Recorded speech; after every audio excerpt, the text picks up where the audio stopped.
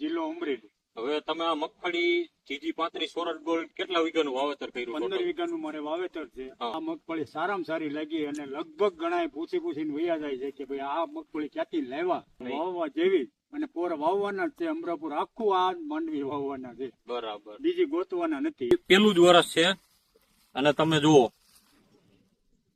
આપણે આવ્યા છીએ ગોંડલ તાલુકાના અનીડા ભાલોડી ગામે કે જ્યાં આ મગફળી તમને કેટલું ઉત્પાદન આપશે એવું લાગે છે? મગફળી 40 થી 40 ઉપર જશે, 40 થી 45 ની આ વચ્ચેનો. હજી 65-66 દિવસની છે, ત્યાં આટલું એમાં ફાલ છે અને પોપટા પણ વ્યવસ્થિત બેસી ગયા છે.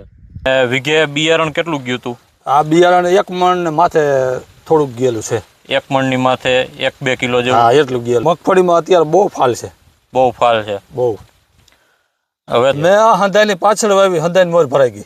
બરાબર. તો અને આમાં છોડવામાં મિક્સિંગ કે કઈ હતું? ના, ક્યાંય નથી, એકય છોડવો નથી. તો એ બીજી વેરાયટી વાવેલી છે ને એમાં ને આમાં તમને શું ફેર દેખાય છે? આ વેરાયટી સારી છે, વાવવા લાયક. પ્રમાણે કીધું હતું કે 20 થી 25% આમાં 3 દાણા વાળા ડોડવા થશે ઈ છે. બરાબર. અને મિક્સિંગ આમાં તમને કેવું લાગે? નામે 0%. મિક્સિંગ નામે 0%. આજે આપણે આવ્યા છીએ અમરેલી જિલ્લાના બાબરા તાલુકાના થોરખાણ ગામે. તમારા હાથ નીચે કેટલા વીઘાનું વાવેતર છે?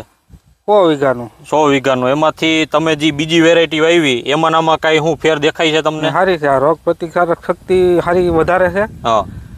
અને રોવાના પણ એ એક છોડવામાં આપણે તમે ગણ્યા એમાં કેટલા પોપટા થયા હતા? 55 55 પોપટા. હોવાય 100% હોવાય. ઓકે, આભાર.